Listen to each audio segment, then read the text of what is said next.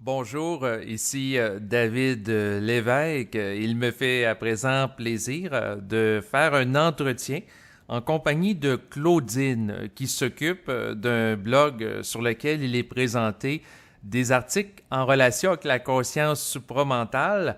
Donc, à ce moment-là, bien, c'est un plaisir de vous recevoir, Claudine. Oui, bonjour. Donc, ça va bien? Très bien. Excellent. Donc, pour les gens qui ne te connaissent pas, alors tu as un blog qui porte sur la voie du réel. Oui. Donc, on va tout de suite donner les coordonnées du blog pour que les gens qui ont envie de le découvrir puissent aller y faire un tour. Donc, c'est lavoieduréel.over-blog.com. Vous allez d'ailleurs avoir les coordonnées là en bas de cet enregistrement. Donc, vous n'aurez à ce moment-là qu'à cliquer sur le lien. Donc, tout d'abord, par rapport à ce blog, je voulais savoir, Claudine, qu'est-ce qui t'a donné l'idée de le créer? Eh bien, c'était pour pouvoir m'exprimer, pour pouvoir parler, même si c'est par l'intermédiaire de l'écrit, ce langage qu'on appelle le langage supramental, pour pouvoir parler de la conscience et pour pouvoir dire ce qui venait en moi, ce que je ressentais. Donc, Voilà, OK. Donc, le blog, en réalité, c'est un lieu d'expression pour toi, là. tout à fait, c'est ça. Et puis, sinon, c'est sûr que je me pose aussi la question à savoir qu'est-ce qui t'a amené à t'intéresser à la conscience supramentale? Eh bien, parce que depuis tout le temps, j'ai voulu savoir ce que je faisais là, sur la Terre, qu'est-ce que c'était la vie, à quoi ça servait. Quand j'étais encore une toute petite fille, j'avais déjà l'impression que j'étais comme sur une scène de théâtre, puis Mhm. que je voyais les gens qui jouaient un rôle autour de moi, et je me posais la question, mais à quoi ça sert tout ça? Pourquoi tu es là à regarder tout ça? Qu'est-ce qui se passe? Donc plus tard, eh bien, j'ai toujours cherché, donc je suis passée comme beaucoup de personnes par le spirituel, mais en fait, une recherche amenait toujours à une autre, puis à une autre, puis à une autre, c'était jamais satisfaisant. Jusqu'au jour où une personne m'a parlé un autre langage et où j'ai dit, bah là, d'accord, voilà, là, il y a autre chose, là, c'est cohérent. Et quel est cet autre langage?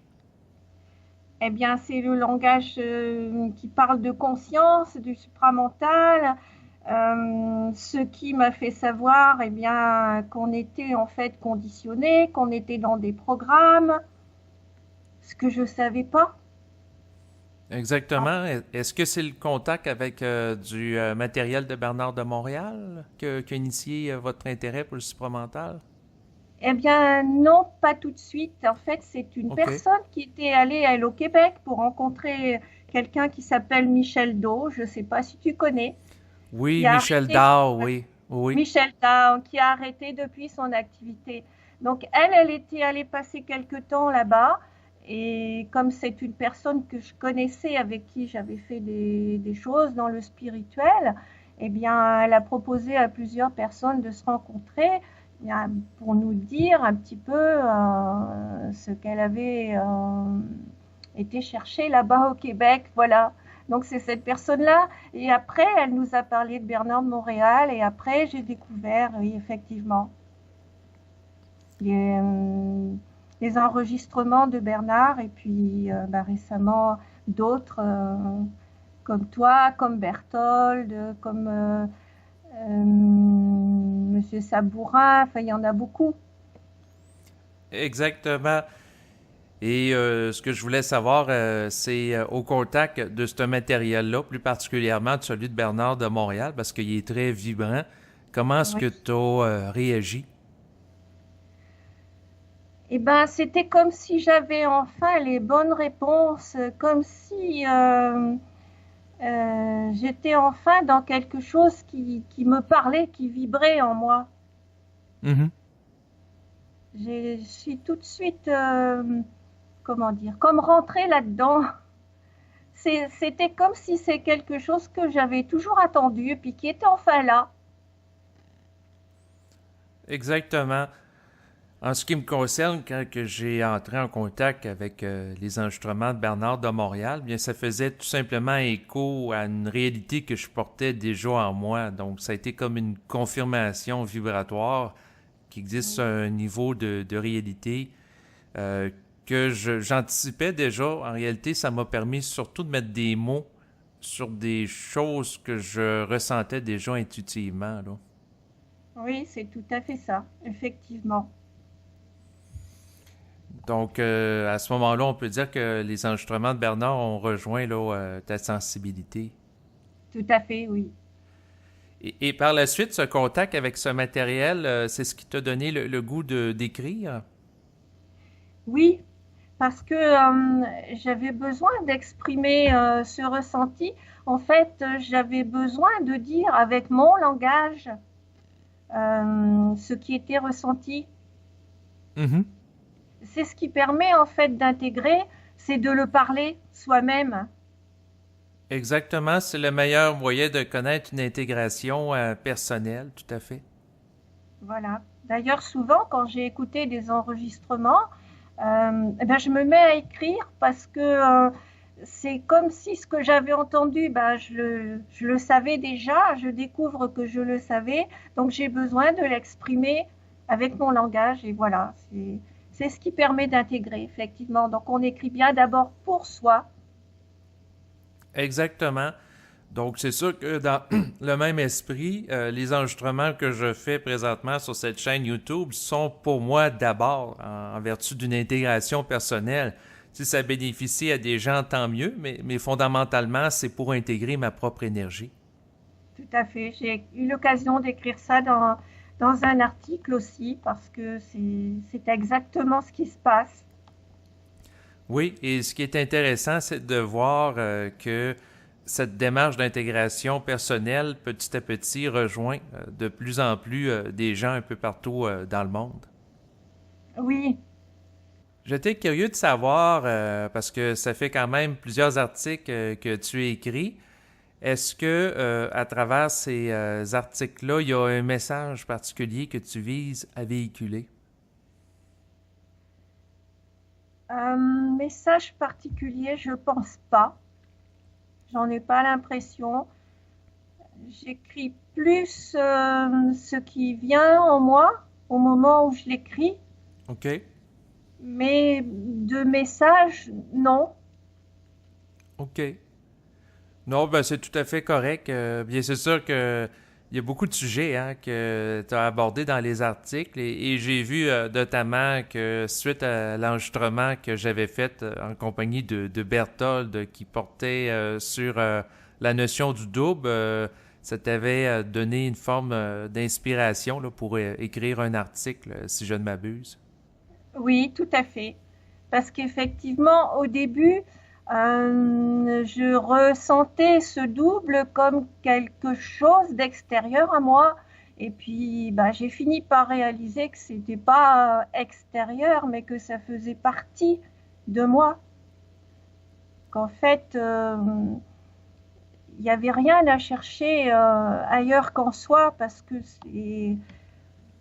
c'est compliqué à expliquer un petit peu, mais Oui, euh, c'est comme s'il y avait deux dimensions dans la même personne. exactement. Donc, c'est sûr qu'il y a la dimension physique où ce qu'on a un corps qui est dans la matière, mais il y a aussi une dimension psychique. Voilà, tout à fait, c'est ça. Oui, et l'articulation entre la personnalité, l'ego versus le double, l'âme, tous ces éléments-là, c'est sûr que c'est compliqué à expliquer parce que c'est des termes abstraits. Oui, Et puis, on peut passer des heures et des heures à essayer de définir des mots, alors que les mots nous amènent à d'autres définitions, qui nous amènent à d'autres définitions, et on peut tourner en rond là-dedans. Là. Donc, c'est sûr que, d'ailleurs, par rapport au vocabulaire utilisé, ce qui est important, c'est pas les définitions, mais c'est, de mon point de vue, essentiellement la vibration que ça génère. oui, exactement. Et puis, Exactement. ouais. Sinon, j'étais curieux un petit peu parce que je pense que ça fait quand même un certain nombre de semaines que tu écoutes mes enregistrements, donc sur ma chaîne YouTube de David L. Et je voulais savoir si tu avais des commentaires en lien avec ces derniers. C'est toujours très fort ce que j'entends, ce qui est dit, et puis ça touche toujours quelque chose à l'intérieur. Mhm. J'ai écouté là, avant de venir, ce matin, le tout dernier, euh, qui parlait des martyrs de la conscience supramentale. Et je trouve qu'effectivement, c'était très bien de mettre en garde un petit peu les personnes. Et je dois dire que je te rejoins un petit peu dans le sens que je suis quelqu'un d'excessivement prudent et que j'ai toujours été très prudente dans toutes mes démarches et que je fais pas confiance facilement. J'essaie toujours de contrôler, de vérifier, d'essayer de voir. Et depuis qu'il y a, je vais dire, ce savoir qui passe, c'est pareil, hein, il y a toujours Mhm. une grande prudence. Pas que je réfléchisse, mais que j'essaie toujours de savoir si c'est réel, si c'est... voilà, je ne veux pas m'embarquer dans n'importe quoi. Oui, exactement. Et c'est le piège qui guette toute personne qui s'ouvre à sa sensibilité parce que ça expose la personne à recevoir des informations nouvelles. Et Oui, là-dedans, il y a des informations qui peuvent être extrêmement valides, pardon, pertinentes. Puis il y en a d'autres qui sont totalement inutiles et il faut être capable de séparer le subtil de l'épais, c'est-à-dire de faire preuve de discernement, là, parce que sinon, on est à risque là, d'être submergé là, d'informations. Là. oui, c'est vrai. Il faut vraiment se protéger. Et puis, je garde aussi de la place pour ma partie physique. Je veux pas être tout le temps à écrire ou à écouter. On a besoin aussi de vivre la vie d'une personne physique sur la Terre. Il y a tout ça qu'il faut aussi, faut savoir gérer. Faut pas se laisser submerger. Oui, exactement. Et souvent, la problématique que rencontrent les gens qui vivent un processus d'éveil de la conscience, c'est que comme c'est nouveau, ben là, ils vont être fascinés par ça, puis ils vont se laisser submerger par ces perceptions extrasensorielles auxquelles ils peuvent avoir accès, aux communications internes aussi. Donc, des fois, c'est plus nuisible qu'utile ces perceptions si la personne néglige justement l'aspect physique de la vie. Et ça, c'est un élément sur lequel je reviens souvent Oui, dans les enregistrements parce que beaucoup de personnes ont déséquilibré leur existence en relation avec cette conscience. et oui, il faut rester vigilant et bien faire la part des choses.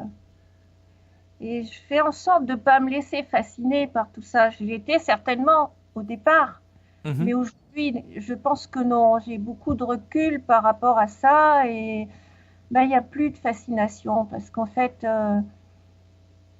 s'il y a ce savoir, nous au départ, on était comme eux, on était aussi mental avant de venir faire cette expérience sur la Terre. Donc il n'y a pas de supériorité, il y a pas tout ça. Oui, exactement, parce que ça, c'est justement un autre des pièges qui guette la personne qui commence à s'éveiller. C'est-à-dire que comme elle a accès à un contact que d'autres personnes n'ont pas, ben, elle peut s'imaginer être supérieure à d'autres personnes et là sombrer dans le délire sectaire. Tout à fait. Donc voilà, il y a beaucoup de pièges et je m'aperçois qu'ils deviennent de plus en plus subtils. Oui, exactement. Parce que lorsque la personne raffine sa conscience, bien les pièges deviennent de plus en plus raffinés en proportion. Voilà, c'est exactement ça. C'est pour ça que c'est important aussi d'écouter d'autres personnes, d'autres enregistrements, parce que ça serait trop difficile de tout voir sur nous. On peut pas.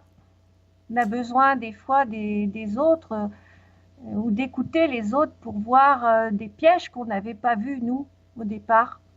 Oui, exactement. C'est sûr qu'il faut être ouvert aux autres humains qui vivent ou non un processus de conscientisation, parce que ces gens-là peuvent nous faire bénéficier d'un éclairage extérieur à nous.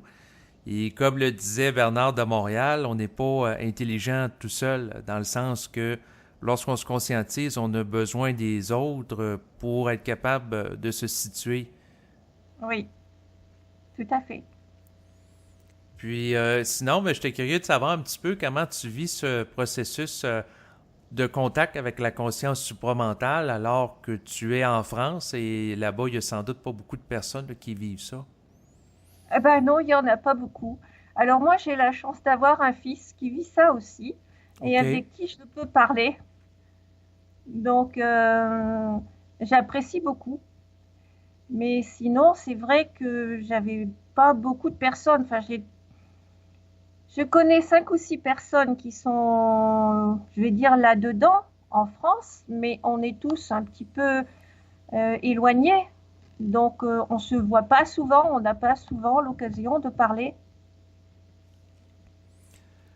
Oui, fait que c'est sûr que des fois, ben même moi au Québec, je vis des fois plus de la solitude où les gens sont éloignés des fois à plusieurs kilomètres de route. Donc, de rencontrer des gens en personne pour parler de conscience, c'est pas nécessairement évident, là, bien entendu, là. Oui, c'est vrai. Au début, ça m'a été difficile, mais bah, je le vis autrement parce que bah, il y a les enregistrements qu'on peut écouter, il y a des textes écrits qu'on peut lire. Donc, je me sens quand même moins seule aujourd'hui avec ça.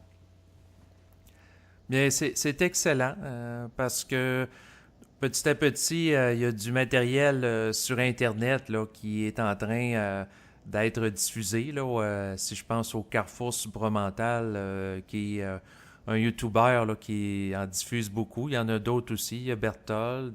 Donc, petit à petit, il commence à avoir une quantité de matériel là, intéressant là, qui est présent sur Internet. Oui, bien sûr. Oui. Et ça, bah, c'est important. Ça coupe un peu ce sentiment de solitude qu'on pouvait avoir. On est plusieurs, je vais dire, dans cette aventure, si on peut l'appeler comme ça. Et bah, ça encourage. Exactement. Sinon, bien, c'est sûr que je voulais t'amener à parler de différents sujets en lien avec la conscience. Et avant d'aller dans cette voie, j'étais curieux de voir à partir de toi s'il y avait un sujet en particulier que tu avais envie d'explorer. Ah, il y en a beaucoup des sujets. Donc, je sais pas. OK.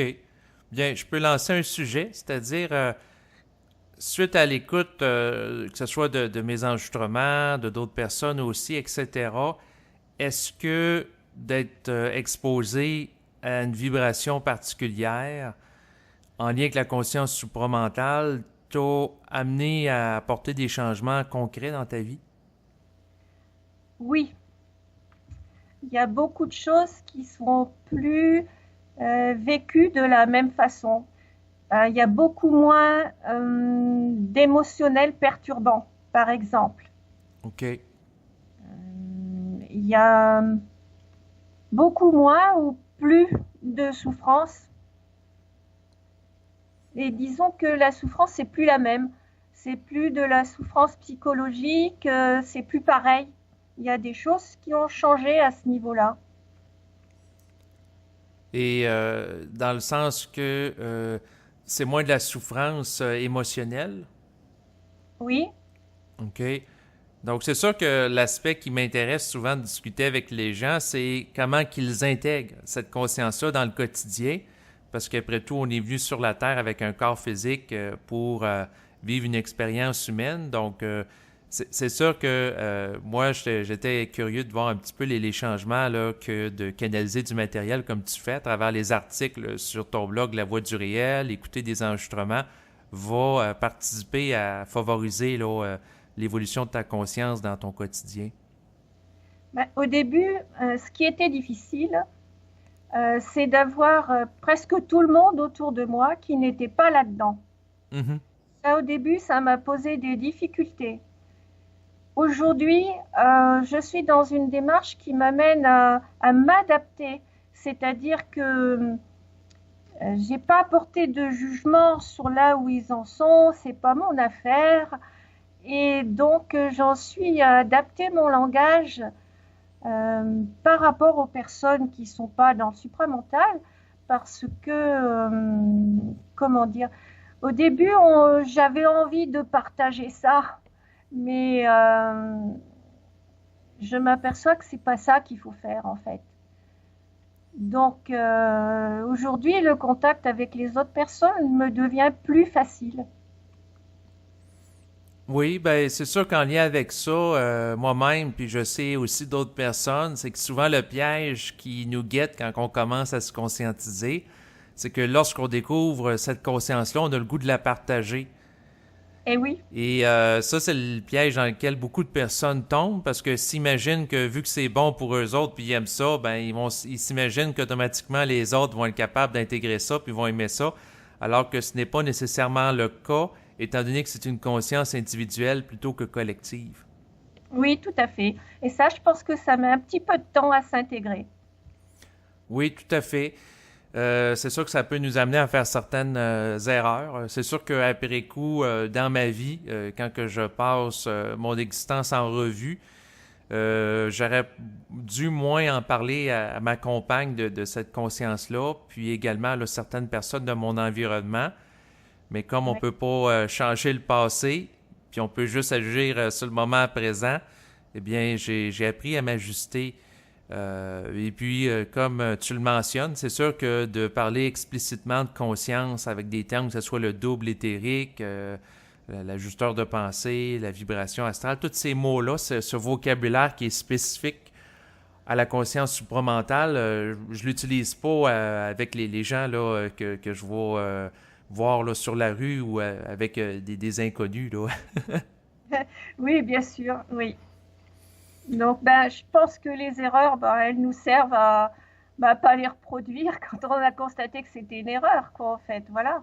Oui, c'est ça, exactement. D'où l'intelligence qui consiste à être capable de se réajuster en conséquence dans les plus brefs délais.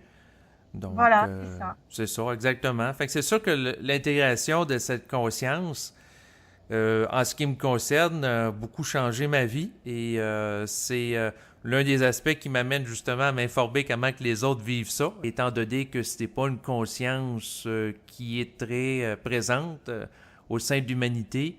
Eh bien, les gens qui vivent ça sont peu nombreux. Donc, à quelque part, on est des pionniers présentement à l'époque actuelle lorsqu'on Oui, touche à cette conscience-là.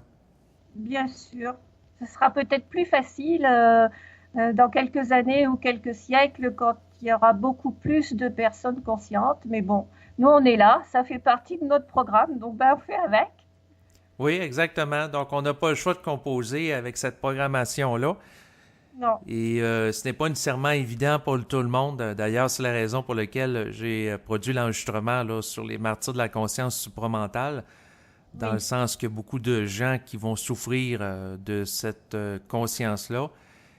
Et puis, c'est la raison pour laquelle je pense que c'est utile qu'il y ait, entre autres sur Internet, là, des lieux où ce que les gens peuvent prendre la parole en relation avec leur intégration de cette conscience. Oui, tout à fait. Pour moi, je trouve que la souffrance, ben, elle était avant la conscience. Ben, c'est-à-dire que de Oh, mon point de vue, je veux dire, te toucher à cette conscience-là élimine pas automatiquement toutes les souffrances. Là, non, non, non, non. Mais ça la fait vivre différemment. Oui, Ça amène un autre regard sur la souffrance. oui. Être en contact avec la conscience supramentale change définitivement la perspective. Oui, Néanmoins, ça fait pas en sorte pour autant qu'on va être exempt de souffrance dans la vie, c'est-à-dire exempt de problèmes de santé, d'accidents, de perte d'emploi ou de chocs là, existentiels. évidemment. D'ailleurs, oui, bien sûr, ça n'évite rien. Non, par contre, ça permet de mieux composer avec les événements qui peuvent nous confronter ou créer des chocs. Voilà, c'est ça. C'est comme comme si on avait ouvert une fenêtre sur la réalité et qui amène un autre regard sur tout ce qui se passe autour de nous. Donc même s'il y a toujours des difficultés, parce que ça, il y en a toujours, elles sont plus ressenties et vécues de la même façon. Exactement, parce que pour en revenir à la notion de souffrance, j'avais trouvé ça intéressant parce que dans l'un de ses enregistrements, Berthold, si je ne m'abuse, avait parlé de la souffrance au niveau émotionnel, ensuite de la souffrance en lien avec l'intellect, la réflexion, puis Oui, ensuite une souffrance vibratoire au niveau de l'intégration de l'énergie mentale, là. oui, oui, oui. J'ai écouté cet enregistrement-là. Donc c'était l'enregistrement de l'exégèse. Et puis en lien avec ça, j'ai trouvé ça intéressant, ces trois niveaux de souffrance, parce que après tout, c'est vrai. Lorsqu'on commence à se conscientiser, souvent c'est en lien avec de la réactivité émotionnelle, donc tendance à pleurer, etc. Ensuite, au niveau plus intellectuel, c'est plus subtil, donc réfléchir les événements, vivre du doute, de l'anxiété. Et ensuite, vibratoire, ben là, c'est carrément le contact avec l'énergie mentale qu'il faut apprendre à la gérer pour pas souffrir de sa manifestation en nous, là. Oui, exactement, c'est ça. Et par rapport à la souffrance, est-ce que tu aurais des conseils à donner aux gens qui sont confrontés à différents niveaux de souffrance? Des conseils, c'est difficile de donner des conseils. Je reste toujours sensible à la souffrance des autres personnes. Mhm. Et donner des conseils, ça me paraît très difficile. Je ne saurais pas. Il n'y a pas de problème. Sinon, pour en revenir à ton intégration de cette conscience-là au quotidien, en plus de changer ton rapport à la souffrance, est-ce que ça a amené d'autres modifications dans ta vie? Oui, ça a amené beaucoup de modifications. Mon rapport aux autres OK. qui a été modifié parce que de savoir déjà que qu'on est dans des programmes, qu'on n'a pas de libre arbitre, on va plus, comment dire, avant on avait tendance à accuser toujours les autres de tout ce qui se passait. C'est de la faute d'un tel, c'est de la faute du gouvernement, c'est de la faute de la société, etc. Mais quand on sait que derrière tout ça, il y a des programmes, Mhm. eh ben, comment dire, on se met plus en colère ou on n'accuse plus les autres. On sait que s'il y a un responsable, c'est ceux qui nous ont manipulés et qui ont mis en place les conditionnements et les programmes. Ben, de mon point de vue, c'est subtil tout ça. C'est-à-dire que Et par rapport aux autres, aux êtres humains, bien c'est sûr qu'un être humain qui est inconscient et qui reçoit des pensées qui proviennent d'entités astrales pour commettre des crimes ou des meurtres, ben il faut réaliser que à quelque part derrière l'acte commis qui est criminel, bien il y a eu une intention criminelle mais qui n'origine pas de l'individu étant donné que la pensée provient d'ailleurs. oui, bien sûr. Donc, ça change le regard sur le monde, je trouve ça. Exactement. Mais c'est sûr qu'en même temps, ça excuse pas nécessairement le geste de l'individu parce que l'individu a une certaine responsabilité par rapport à ses actes. Oui, je suis d'accord.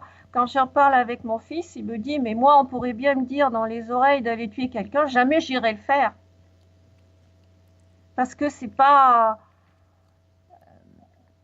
voilà, je veux dire, il y a des choses, on sait qu'on est conditionné, mais il y a des choses qu'on pourrait pas nous faire faire, même si je pense qu'il y a peut-être une certaine responsabilité quand même derrière des personnes. Exactement. Et là, ça devient subtil parce que c'est selon le niveau de conscience. C'est sûr que si la personne n'a pas l'information que la pensée provient d'ailleurs, et elle pense que c'est elle qui pense, puis que si elle a une idée que c'est nécessairement intelligent, puis elle s'exécute, ben c'est là qu'on se ramasse avec des problèmes d'attentats terroristes, là, comme on voit entre autres là, en Europe là, depuis les derniers mois. Là. Oui, tout à fait. Donc, ben d'ailleurs, j'étais curieux de savoir comment est-ce que tu vis ça, le phénomène du terrorisme international, parce que ça se passe beaucoup en Europe là, depuis les derniers mois, là, que ce soit en Belgique, en France. Il y a beaucoup de pays là, qui ont eu des attentats. Là. Ben, c'est difficile à vivre, je pense, hein. Oui, ben On peut j'en pas, doute pas. Oui. on peut pas le vivre bien. Non, c'est sûr que ben, en tout cas, nous autres, on en regarde ça dans les bulletins de nouvelles là, au Québec. On en entend souvent parler, là, que ce soit l'attentat qui a eu lieu à Barcelone.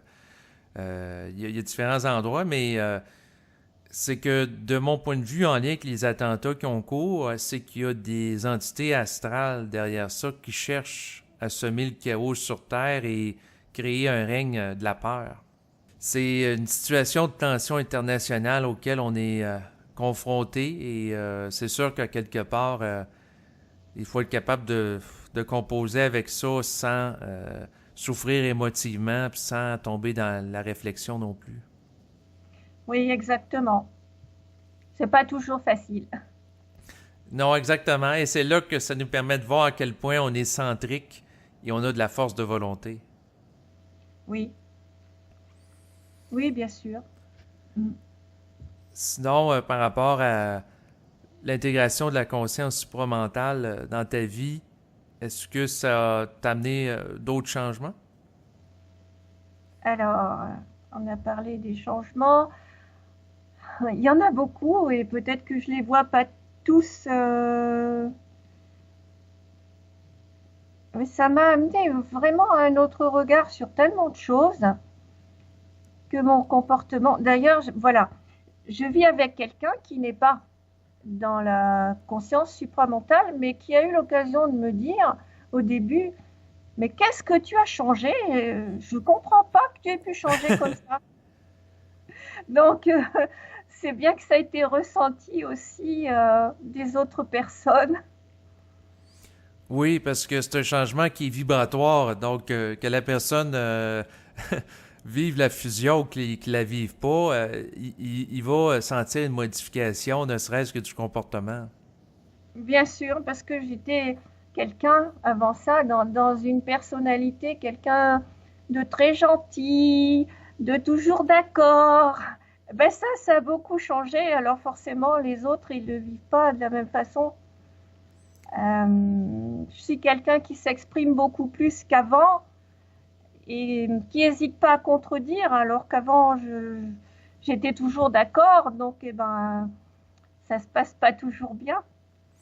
Exactement. Donc, c'est sûr qu'en lien avec ça, ben, je te dirais que moi-même, avant, j'étais plus complaisant. Et à mesure que j'intègre cette conscience-là, je développe plus l'affirmation de soi.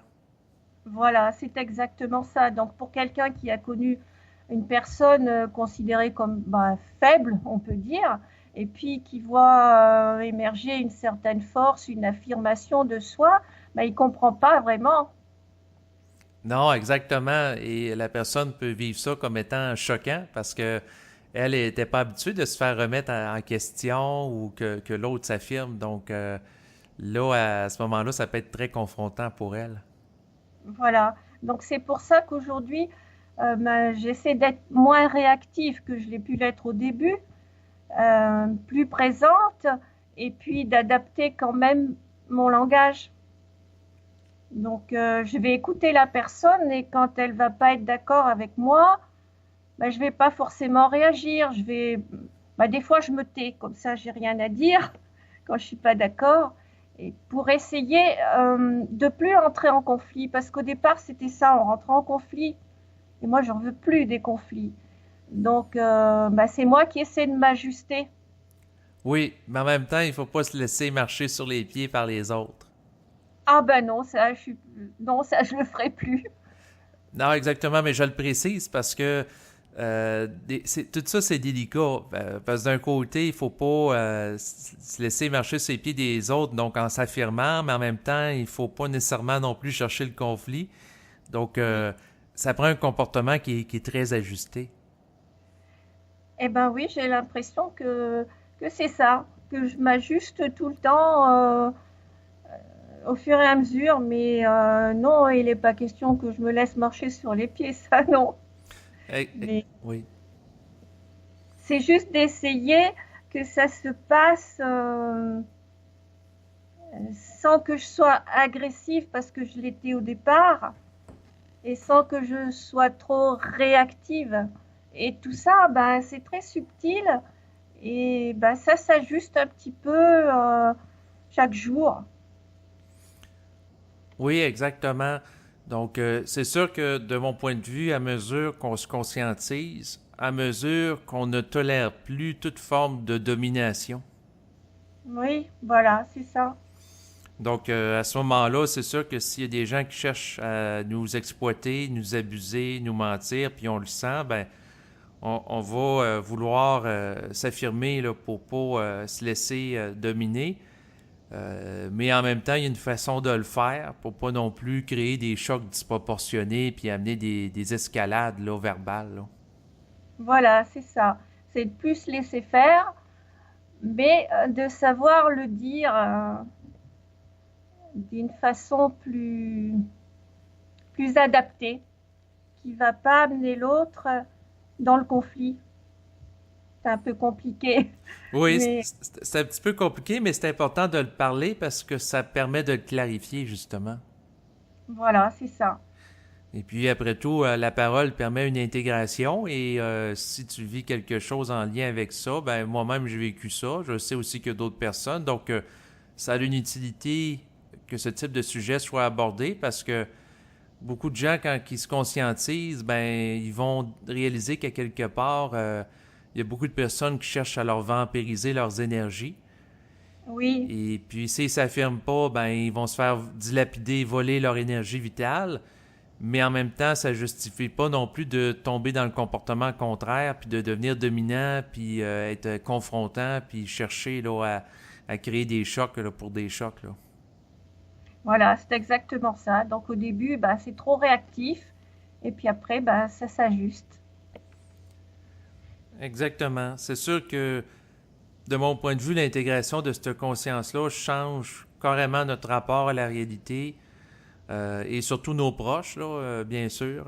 Puis, en lien avec ça, c'est sûr que de ce que j'ai perçu, c'est que quand on est dans la spiritualité, on cherche à plaire aux autres, on est ouvert, on veut être gentil. Oui, Donc, on est beaucoup dans l'ouverture. Et l'intégration de la conscience supramentale vise à encadrer cette ouverture-là sans tomber dans la fermeture non plus par rapport aux autres, mais d'avoir un équilibre entre soi et les autres pour pas mettre les autres sur un piédestal. voilà, et c'est cet équilibre qu'il faut arriver à ajuster, en fait. Voilà, c'est ça. Et ça, c'est un défi parce que, historiquement parlant, on a été conditionné à donner de l'autorité à des maîtres, à des gourous, ensuite Oui, à des spécialistes dans le domaine de la psychologie, philosophie, etc. Donc, c'est de sortir de ce conditionnement social. exactement. Et puis, toi, dans le fond, par rapport justement à être libre des conditionnements, est-ce que de toucher à la conscience supramentale t'a amené à faire des actions concrètes là, pour te libérer de certains conditionnements? Ben, ça m'a amené à m'éloigner de certaines personnes. Mhm. Il y a même des personnes qui se sont éloignées toutes seules, peut-être parce qu'elles ont ressenti un changement et puis que ce changement leur convenait pas. Euh, Oui, mais c'est intéressant d'aborder ça parce que des fois, c'est ce qui arrive. Hein. Il y a des gens qui, lorsqu'on change de taux vibratoire, c'est comme si c'était trop pour eux. Ils n'ont d'autre choix que de s'éloigner parce que c'est comme s'ils étaient exposés à une trop grande quantité d'énergie par rapport à ce qu'ils sont capables d'absorber, ce qui aurait pour impact de les brûler psychiquement. oui, oui, sans doute, oui. Donc oui, ça change aussi des choses au niveau des amis, des relations. C'est plus vécu de la même façon. Voilà, on arrive à s'éloigner de certaines personnes, puis on en rencontre d'autres. Oui, exactement, qui vont être plus ajustés à notre vibration. Donc, à ce moment-là, ça permet de faire un ménage. exactement, c'est ça. Il y a eu un grand ménage de faits, oui, tout à fait. Oui, et puis parlant de ménage, il y a quelques années, moi, ça m'avait amené à faire le ménage par rapport à mes livres, parce que j'avais beaucoup de livres de spiritualité que je me suis départi. Oui. Ensuite, ça m'a amené à faire du ménage aussi par rapport aux enregistrements de musique là, que j'écoute. Donc, il y a certaines musiques qui présentent une vibration trop basse par rapport à mon senti présent qui fait en sorte que je peux plus les écouter. Eh ben, je peux dire que je vis la même chose. J'ai encore des livres sur le spirituel, mais je vais jamais les chercher, je vais jamais les lire. Les lectures ont changé et oui, l'écoute de musique aussi. Je regarde jamais la télé, mais ça fait déjà des années, c'était même avant. Ben, pour ma part, j'écoute un petit peu la télévision, mais c'est juste pour regarder les bulletins de nouvelles. Oui, ben, je préfère les écouter à la radio, parce que des fois, les images, ça influence, et c'est fait pour ça. Oui, exactement. Donc, c'est sûr que les bulletins de nouvelles vont souvent s'organiser pour mettre des images fortes, des images chocs pour Exact- attirer l'attention. Exactement. Donc, à l'écoute, on se protège un petit peu. Exactement. Donc, c'est sûr que le contact avec cette conscience-là m'a amené à changer beaucoup de comportements, en tout cas en ce qui me concerne dans ma vie. Par exemple, au fil des ans, je suis de moins en moins intéressé à être dans des foules. Autrefois, j'allais écouter de la musique dans des foules, des spectacles, et puis aujourd'hui, ça ne m'intéresse de moins en moins. Oui, je peux dire la même chose aussi. C'est vrai. Ça, il n'y a plus l'envie de faire partie de groupes ou de choses comme ça. Mm. Exactement. Donc, c'est sûr qu'il y a quelques années, j'avais été voir un spectacle de musique à Québec, il y a ce qu'on appelle le festival d'été. Donc, c'était en 2010, j'avais été voir le groupe Rammstein. Et puis, le groupe de musique heavy metal est revenu il y a quelques années là, au Québec. Et puis, mon frère m'avait même offert de me payer le billet pour assister au spectacle. Puis, j'avais refusé parce que j'avais pas la sensibilité pour être exposé de nouveau à une foule comparable, là, parce que les gens dans les foules, des fois, ils se mettent à crier, à hurler. Euh, c'est Oui. c'est pas nécessairement agréable de prendre un bain de foule. En tout cas, où ce que j'en suis, puis en fonction de ma sensibilité, là, je sais pas pour toi, là. Oui, ben, c'est la même chose. J'aime pas trop tout ça. Il y a pas longtemps, je suis allée à un mariage, donc ça s'est Mhm. bien passé.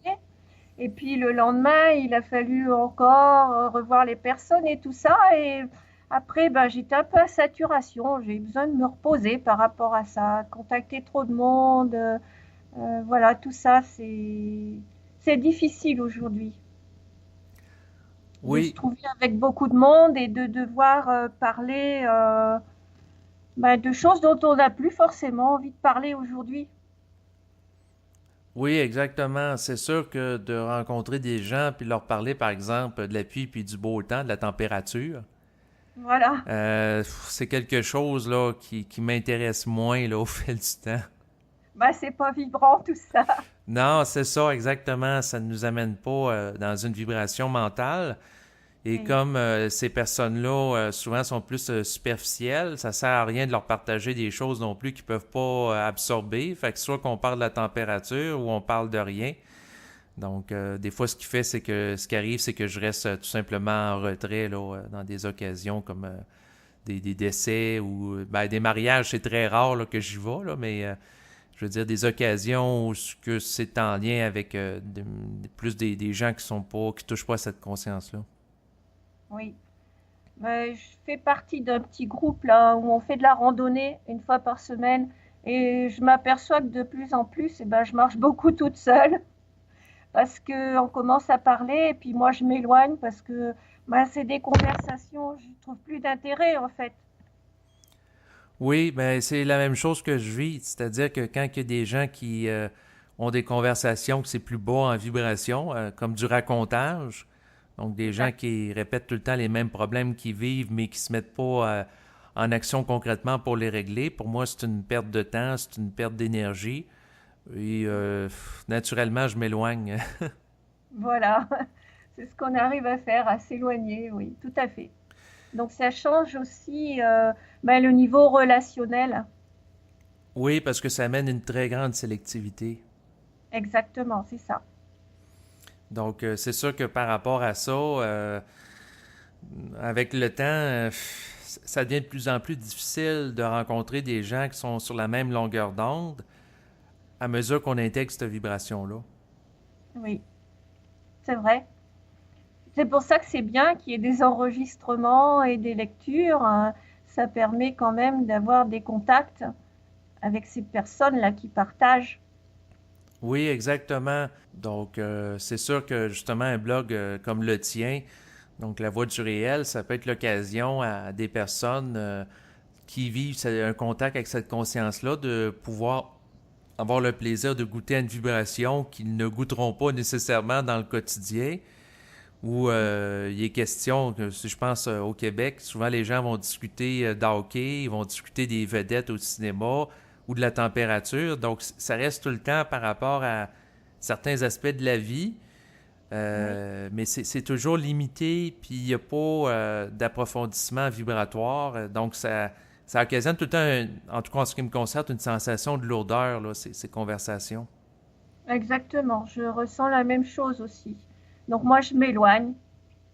Oui, c'est souvent ce que je fais parce qu'après tout, de vouloir rehausser la vibration chez des gens qui n'auraient pas la capacité de la supporter, ça serait un manque de respect par rapport à eux autres.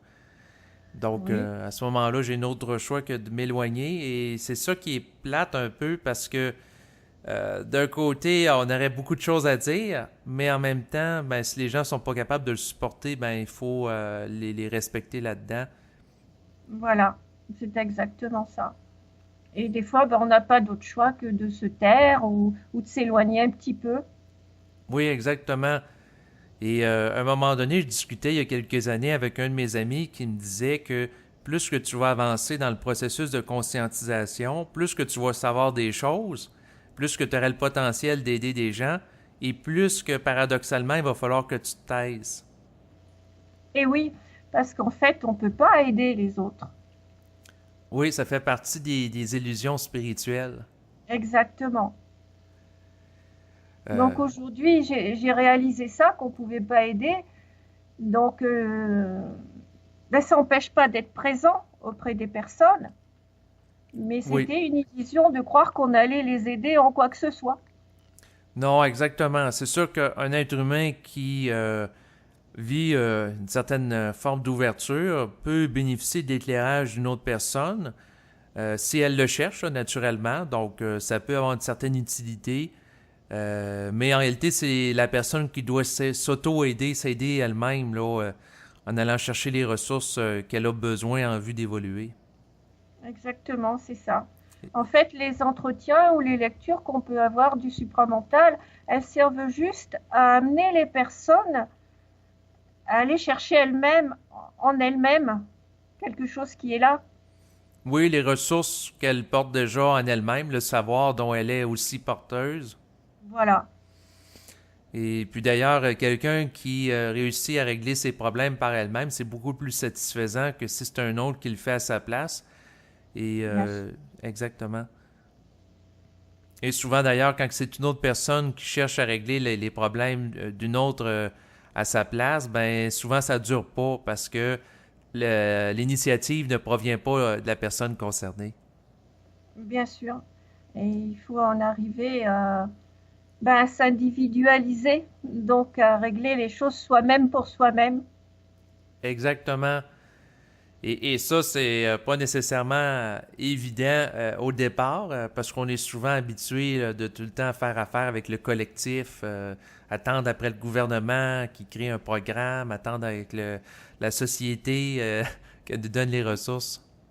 On a été assisté et d'un seul coup, se dire, il faut lâcher tout ça et puis un petit peu sauter dans le vide sans parachute, on n'y arrive pas tout de suite. Non, exactement. Donc, ça amène un changement de psychologie, un changement de façon d'être dans le monde. Voilà, exactement. Et c'est sûr qu'en lien avec ça, j'ai décidé sur une base individuelle de faire des enregistrements parce que je trouvais qu'il n'y avait pas beaucoup de matériel en lien avec la conscience sur Internet. Donc, sur le plan individuel, au lieu d'attendre que le matériel arrive, j'ai décidé d'être proactif puis de générer moi-même mon propre matériel. Et ben voilà. Et qui peut servir à d'autres, effectivement, après. Mais je trouve qu'aujourd'hui, ce qui est bien, c'est qu'il y en a de plus en plus de choses comme ça. Avec le Carrefour supramental, par exemple, il a amené beaucoup de choses. Daniel Camp, par exemple, je ne connaissais pas, on n'avait pas accès encore. Oui, bien, Daniel Camp, ça a été au Québec un conférencier qui a été très populaire en lien avec la conscience supramentale là, dans les années 80-90. Oui, Et puis, c'est sûr que dans la même période, il y avait aussi Bernard de Montréal qui faisait des conférences, mais Daniel Camp était plus jeune. Donc, Daniel Camp avait une sensibilité aussi, comme Bernard, là, à canaliser du matériel en lien avec la conscience. Donc, c'est sûr que c'est intéressant de le découvrir. Il a réalisé de nombreux enregistrements. Il a fait également quelques écrits, notamment par rapport à l'enfant Teflon. Donc, c'est sûr que c'est un matériel qui peut, même s'il date de quelques années, être encore pertinent et utile là, par rapport à des gens aujourd'hui. oui, bien sûr. Et c'est intéressant d'avoir plusieurs personnes, parce que le langage n'est pas toujours le même. Donc c'est intéressant de pouvoir écouter ou lire des personnes différentes aussi. Oui, exactement. Qu'il y ait une certaine variété, c'est intéressant. C'est sûr que l'un de mes rêves, c'est qu'éventuellement, il y ait l'équivalent un peu d'un bulletin de nouvelles, mais au lieu que ça soit produit par un média sensationnaliste, ça serait par des gens conscients qui permettraient de porter un regard éclairé sur l'actualité. Ah ben oui, là ça serait très différent, parce que l'information aujourd'hui contient beaucoup de désinformation et beaucoup de manipulation aussi derrière tout ça. Parce qu'on est amené à voir beaucoup les problèmes dans les informations. On ne parle pas des belles choses qui se passent ou des bonnes nouvelles. C'est plus vendeur, les mauvaises nouvelles et tout ça. Donc, s'il y avait des nouvelles qui soient données par quelqu'un de conscient, ben, ça serait très différent. Oui, exactement. La vibration serait plus haute. Et puis, il y aurait moins de réflexion aussi subjective dans les propos. Parce que là, c'est sûr que beaucoup d'animateurs, que ce soit à la radio, à la télévision, vont chercher à attirer l'attention des gens en grossissant les problèmes, en dramatisant. Exactement, c'est ça. Donc, Et- ça crée un climat de peur et d'insécurité. oui, exactement. Et puis, c'est ce qui nourrit l'astral planétaire et qui favorise la croissance de cet égrégore, ce champ d'énergie à la surface du globe. Exactement. Et c'est une forme de pollution parce que éventuellement, lorsque la vibration mentale va descendre de plus en plus, eh bien, le plan astral va être tassé et être dissous. Et à la place, il y aura tout simplement une structure d'énergie autorégulée mentale.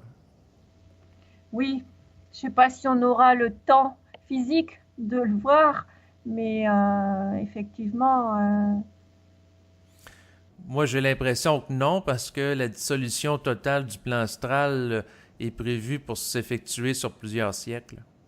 exactement. Et puis, quand on voit, oui, je pense que ça ne peut pas faire autrement, parce qu'avant de toucher tous les êtres qui sont sur la Terre, ça peut que prendre beaucoup de temps. Exactement. Par contre, c'est sûr qu'à l'échelle de l'infini, que ça prenne 2500 ans ou 3000 ans, c'est une poussière. Donc, tout est une question de perspective. Oui, bien sûr. N'empêche que quand on est dans une vie sur la Terre et qu'on vit beaucoup de problèmes et de difficultés, ben, le temps il paraît très long quand même. Oui, exactement, parce que plus qu'on vit des événements qui sont justement difficiles, on va avoir tendance à les réfléchir, ce qui les augmente et ce qui crée une sensation de lourdeur. Oui. Mais je pense que la conscience supramentale, ça a changé aussi mon regard sur le temps, parce que ben, je suis quelqu'un qui a 68 ans, donc qui est retraité, et j'entends les personnes un petit peu de mon âge autour de moi dire oh là là, le temps passe de plus en plus vite. J'ai pas du tout ce ressenti-là. C'est comme si j'avais un autre regard sur le temps. Mhm. Peut-être que je suis plus présente dans l'instant, je sais pas, mais pour moi, ça passe pas plus vite qu'avant, ni plus lentement. Ça se vit de la même façon, non, mais je me sens pas bousculée par le temps. Ah bien, c'est excellent parce que c'est sûr que beaucoup de personnes qui avancent en âge vont avoir tendance à réfléchir le temps en disant ah, le temps passe, ça, je me rapproche du moment de ma mort, blablabla. Justement, c'est ça. Puis quand on sait que la mort, finalement, ben, c'est pas la fin de tout, bon, ben voilà, peut-être que c'est plus, on le vit plus de la même façon. Oui, parce que c'est ça, ça enlève de l'anxiété et de la peur par rapport au moment éventuel de la mort. Voilà, c'est ça. Donc, autrement dit, l'intégration de la conscience supramentale t'a amené à changer ton regard par rapport à la mort. Bien sûr, bien sûr. C'est un passage vers autre chose. Et puis, par rapport à ce passage, ben justement, j'allais te demander comment tu perçois la mort présentement. Comme un passage parce que c'est seulement la partie physique, la partie matérielle qui va disparaître et puis il n'y a personne qui revient dans le même corps hein, après. Donc il y a la conscience, il y a ce qu'on appelle l'âme, l'esprit qui vont rester puis qui vont vivre autre chose ou ailleurs ou ici, je ne sais pas. Mais c'est pas une fin totale. C'est pas une disparition totale, c'est aller vers autre chose. Oui, exactement, parce qu'après tout, l'âme et l'esprit sont immortels. Voilà, exactement. Et de savoir ça, ben, ça change le regard sur la mort. Sauf que je voudrais pas retourner dans l'astral avec ce que je sais aujourd'hui. Tout à fait. Et c'est la même chose pour moi. Mais de toute façon, à mesure que ton niveau vibratoire change, ça crée une incompatibilité énergétique de ta psyché avec le plan astral. Oui, Et certainement. Mm. ce qui fait en sorte que, un peu comme quelque chose qui est indigeste et que la personne va vomir, eh bien, le plan astral face à une âme qui est en relation avec l'énergie de l'esprit, eh bien, elle ne pourra pas l'ingérer et l'englober comme elle le faisait autrefois, étant donné que l'énergie est très haute pour elle et elle est à quelque part insupportable. Bien sûr. Ben, c'est rassurant de savoir ça. Oui, Ouais. c'est sûr que quelqu'un qui intègre la conscience ne retourne pas dans un état d'inconscience pour aller se reposer sur le plan astral avec d'autres êtres inconscients à cause du grand décalage au niveau vibratoire. Par contre, ça c'est la problématique qui demeure pas claire dans mon esprit, c'est de savoir est-ce que un être humain qui vit une fusion partielle avec l'esprit va se retrouver sur le plan mental en totalité ou en partie.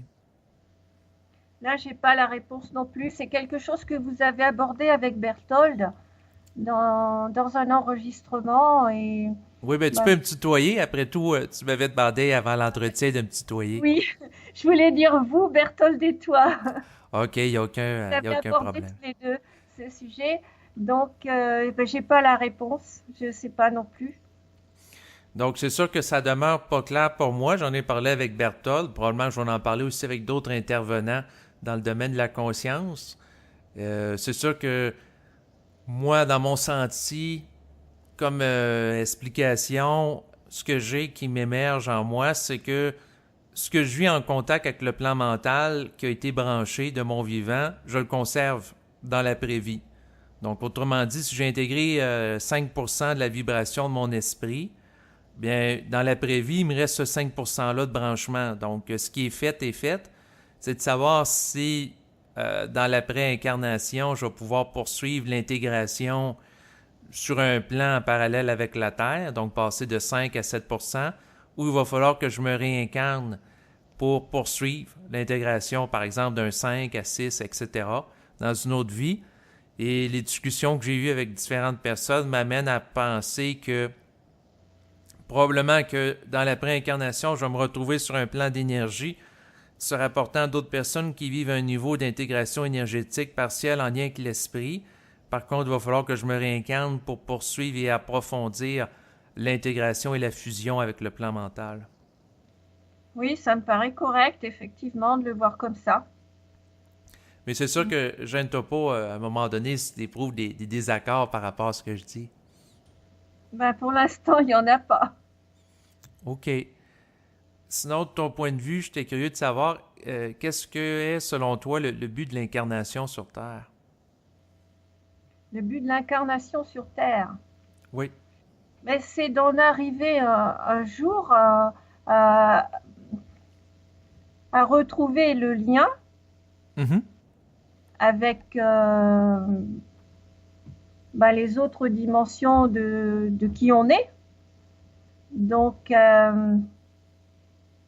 à redevenir, je pense qu'on a été coupé, quand on est venu s'incarner sur la Terre, on a été coupé de nos autres dimensions. Et on avait des expériences à faire ici, l'expérience de la densité de la matière, l'expérience des basses vibrations. Donc, avec cette expérience-là, on va pouvoir retourner sur d'autres plans, enrichi de cette expérience. Je le ressens comme ça. Oui, ça permet un enrichissement personnel d'avoir goûté à la matérialité. Oui. Et par la suite, à quoi ça va servir? J'ai pas la réponse. C'est une question que j'ai souvent essayé de poser et j'ai pas vraiment la réponse. Oui, on aura fait cette expérience, mais à quoi elle va nous servir? Et j'avoue que là, je sais pas. OK. Ben, moi, je peux donner ma piste d'explication qui émerge. C'est sûr que là, l'idée de te poser des questions ouvertes comme ça sur des sujets qui t'amènent à parler d'une manière plus vibratoire, là, c'est-à-dire t'amener à vraiment te prononcer sur des choses très occultes ou voilées. Dans le fond, le but, c'est de faire de l'exploration, là. Oui, bien sûr. Donc, mais je vais te partager ma réponse. C'est que, de mon point de vue, on vit des expériences sur Terre pour développer une capacité à utiliser un véhicule physique densifié dans la matière. Et puis, éventuellement, si on se réincarne sur d'autres planètes, qui sont de nature matérielle, on a déjà une base. Un peu comme quelqu'un qui a déjà appris à conduire un véhicule automobile. Donc, il change de modèle de véhicule dans un autre contexte. Ça peut être dans une autre ville, dans un autre pays. Il y a déjà la base d'être capable d'utiliser le véhicule automobile, donc ça lui sert d'acquis sur lequel s'appuyer pour éventuellement reconduire un autre véhicule. Oui. Et par la suite, il y a d'autres éléments d'explication. C'est sûr que l'expérience accumulée au niveau de l'âme puis la maîtrise du véhicule physique peut éventuellement servir à une âme qui évolue, de vivre la fusion avec l'esprit lorsqu'elle a la capacité de tenir compte de cette vibration, de l'intégrer et éventuellement devenir créative dans la matière. Et éventuellement, l'âme qui a intégré la vie sur le plan terrestre pourrait participer à l'évolution et l'expansion de l'univers en générant d'autres planètes sur le plan physique dont elle ferait l'administration. Ah oui. Oui, c'est quelque chose qui me parle, effectivement, de le voir comme ça. De toute façon, il faut bien qu'elle serve à quelque chose, cette expérience-là, forcément. Oui, exactement. Donc, c'est sûr que la personne qui participe à la vie sur Terre, donc à une vie planétaire, pourrait éventuellement participer à générer d'autres planètes avec d'autres plans d'incarnation qui impliquent d'autres âmes pour amener d'autres personnes à vivre d'autres expériences, mais en tirant profit de l'intelligence qui se rapporte aux essais et aux erreurs qui ont eu cours sur Terre. Donc, sur une autre planète qui pourrait être générée que la Terre, eh bien, il y aurait des erreurs qui pourraient être évitées, qui ont été connues sur Terre, dont notamment par rapport au fait que l'âme n'est pas capable de se corriger par elle-même. Oui, là, je suis d'accord, parce que j'avais beaucoup de questions par rapport à ça, et pour moi, il y a aussi des erreurs qui ont été commises, hein, certainement. Oui, parce que le plan évolutif sur Terre est extrêmement souffrant parce que si l'âme ne se corrige pas par elle-même, donc ne s'adapte pas, ne s'ajuste pas à plus d'intelligence, ben ça prend tout le temps des chocs pour éventuellement qu'elle établisse le contact avec l'esprit, puis éventuellement lors de la fusion, elle intègre l'énergie de l'esprit, ce qui lui permet de s'auto-corriger en travaillant en concertation avec la vibration de l'esprit. Mais tant que ce point n'est pas arrivé dans la vie de l'individu, l'individu souffre tout le temps de chocs qui visent à la réajuster. Oui, c'est quelque chose que j'ai eu beaucoup de mal à accepter. Alors, je ne peux pas dire que je l'accepte, je le vois autrement, mais je trouve ça quand même, oui, très difficile. Je pense qu'on aurait pu faire cette expérience-là euh, sans passer par autant de souffrance et par autant de chocs. Oui, exactement. Et c'est la raison fondamentalement que je vais critiquer et contester le plan d'évolution sur Terre qui passe par de l'essai et l'erreur, donc la conscience expérimentale, parce que j'ai vécu beaucoup de souffrance, j'ai observé beaucoup de mes proches qui ont vécu de la souffrance. Il y aurait beaucoup de Oui, souffrance qui, si la personne aurait été en contact immédiat avec l'esprit, aurait été évitable là, naturellement. Là. oui, je suis tout à fait d'accord pour dire, moi aussi, ça ne me semble pas utile qu'il y en ait eu autant. Il a pu y avoir une erreur, effectivement. C'est ça, mais la problématique, de mon point de vue, liée au fait que l'âme ne se corrige pas par elle-même, c'est que ça occasionne, vu que l'âme ne se réajuste pas, des erreurs qui occasionnent d'autres erreurs. Et c'est un petit Mm. peu comme un vice de programmation, c'est-à-dire que si le logiciel est mal programmé, ben il il s'ajuste pas par lui-même. Mais c'est sûr que bon, l'époque présente est intéressante parce que on peut de plus en plus toucher à de la vibration de l'esprit et lorsqu'on l'intègre, ça nous permet de davantage s'auto-corriger en fonction d'une communication interne avec notre source, chose qui Oui, n'était pas possible autrefois. Là. bien sûr. Ce qui reste difficile pour moi, Oui, c'est de voir des proches qui continuent à souffrir et qui comprennent pas pourquoi c'est si difficile, pourquoi ils souffrent autant, et puis ben, on peut pas leur parler tant qu'ils sont pas prêts à entendre. oui, exactement. Et ça, c'est un aspect particulier, c'est d'être capable de développer la capacité de contenir la souffrance de proches. Et Voilà, des fois, c'est difficile de se retenir parce que des fois, on aurait le goût de leur dire, ben c'est simple, il faut que tu fasses telle affaire, telle affaire. Mais en effet, si la personne n'est pas prête à le recevoir, c'est comme donner un coup d'épée dans l'eau, ça sert à rien. Mais ça nous amène à développer de la patience. voilà, exactement, exactement, c'est ça. Donc, c'est sûr que pour moi, quand que je regarde l'humanité en général, la société, il y a beaucoup de mouvements qui sont des non-sens. Donc, Oui, des choses qui vont nous amener c'est-à-dire à nous confronter à un mur, que ce soit les problèmes environnementaux. C'est sûr que de mon point de vue, si on pollue, puis on pollue pendant des décennies, c'est sûr qu'à un moment donné, l'être humain va en payer le contre-coup, puis on va se ramasser avec des gens qui ont des problèmes de cancer et autres maladies. et il y a déjà des problèmes. Oui, c'est ça, mais ça risque d'augmenter puis d'empirer. Oui, oui, voilà, c'est ça. Et pour l'instant, ben, on voit pas vraiment comment on va pouvoir résoudre ça et dans combien de temps. Ça me paraît quelque chose de très long avant de pouvoir le résoudre. C'est vrai qu'on voit les conditions de vie devenir de plus en plus difficiles. Oui, exactement. Donc, c'est sûr que c'est la situation planétaire qui n'est pas nécessairement agréable à voir. Mais sinon, pour en revenir à ce que tu disais, c'est-à-dire d'accepter que des personnes ne changent pas, des fois, ça devient désagréable à mesure que notre capacité de percevoir en profondeur la nature de certaines problématiques augmente, parce que ça devient de plus en plus, dans le fond, simple de voir certaines choses. Tu sais, on peut être en contact avec une personne, on voit qu'elle fume, on le voit qu'elle a des problèmes au niveau de sa capacité de communiquer. On sent qu'il y a un chat souvent dans sa gorge quand elle parle. Et on peut avoir même l'intuition que si elle persévère dans cette voie, donc continuer de fumer la cigarette, qu'éventuellement elle peut développer un cancer du poumon. Donc, on peut tout voir ça, mais si la personne n'a pas l'ouverture d'arrêter, ben ça sert à rien de lui dire d'arrêter parce que on risque de se la mettre à dos. Exactement. Et puis on peut se dire aussi, bah, si c'est pas dans son programme, ça se fera pas.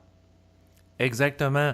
Et ça, c'est un autre aspect, c'est-à-dire qu'on est confronté à des programmations qui sont, de mon point de vue, astrales et mentales. Et Oui, si la personne n'a pas à passer une programmation mentale et vibratoire, bien, à ce moment-là, il n'y a rien à faire pour la changer parce qu'elle ne sera pas mise en vibration pour intégrer le changement. exactement. Et ça fait partie des difficultés au départ d'en arriver à plus essayer d'aider la personne en lui disant bah tu devrais faire ça, tu devrais pas faire ça. Ben, on en arrive à plus le faire parce qu'on se rend compte que ça sert à rien. Exactement. Donc, c'est de l'énergie perdue. Donc, ça nous amène à nous déspiritualiser. Voilà.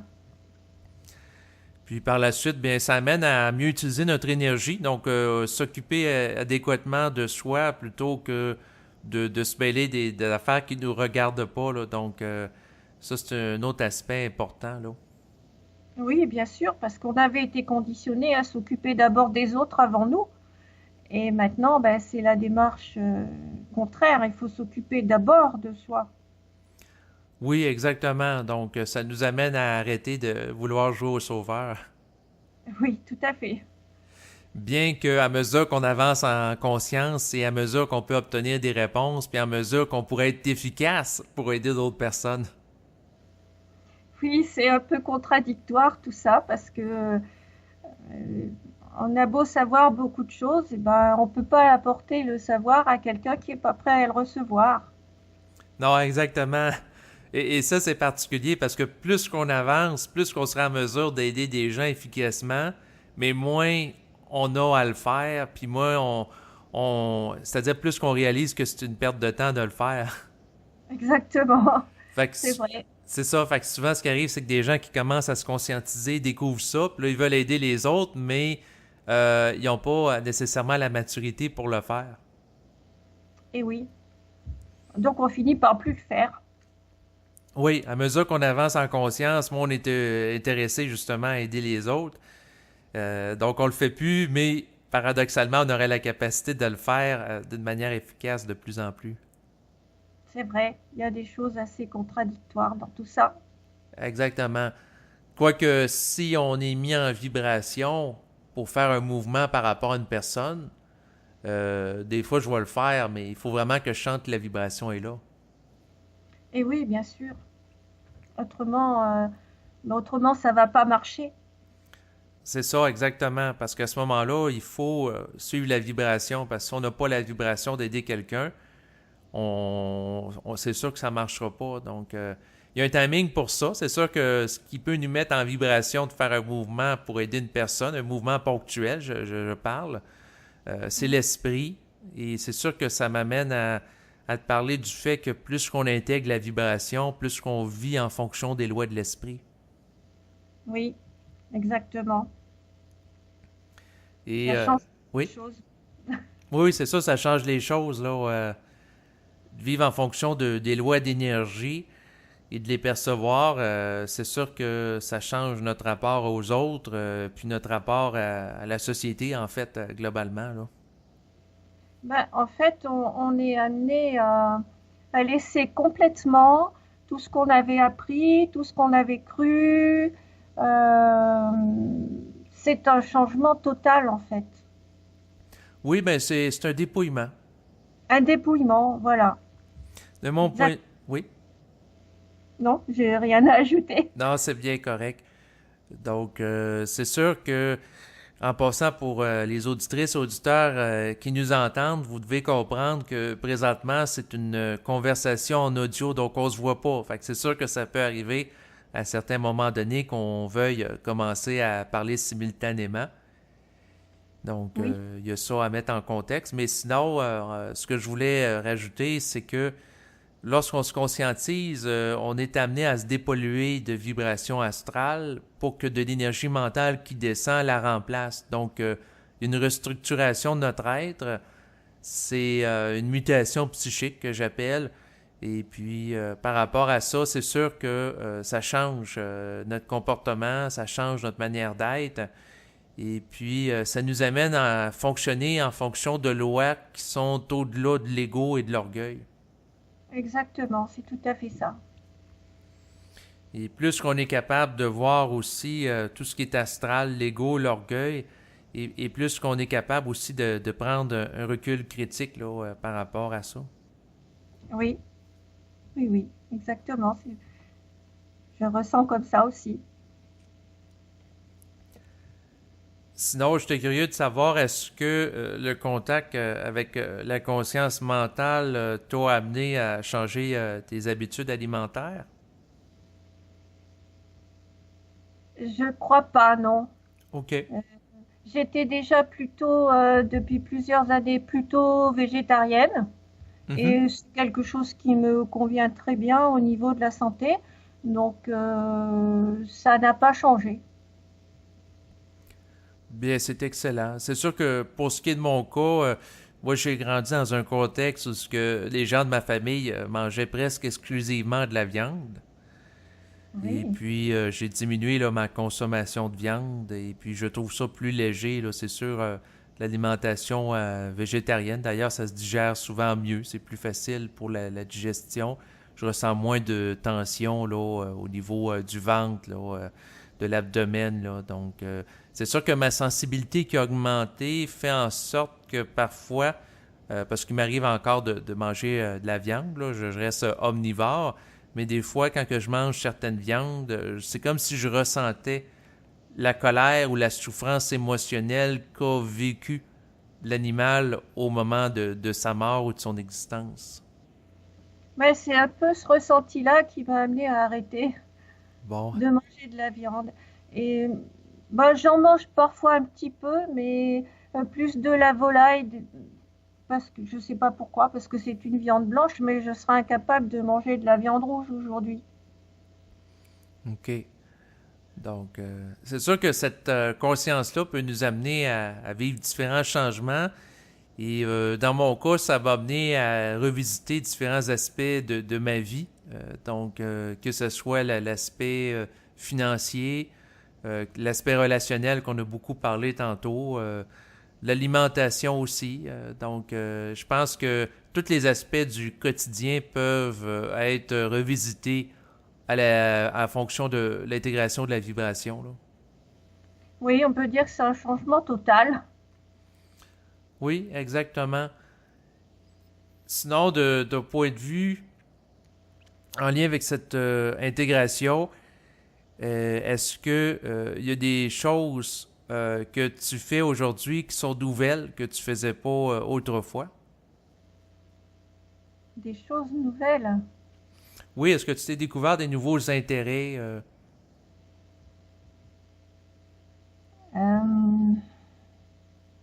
j'ai plutôt laissé des choses OK. que d'en trouver d'autres. Il me semble que j'ai plutôt laissé des choses.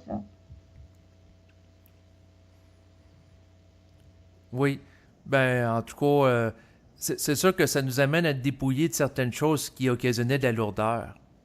Voilà, oui. Donc, cet aspect-là, mais pour ma part, ça m'a amené à m'intéresser de nouvelles choses, dans le sens que avant que je vive mon processus de conscientisation, j'aimais jouer à des jeux vidéo. D'ailleurs, là, j'en joue presque plus.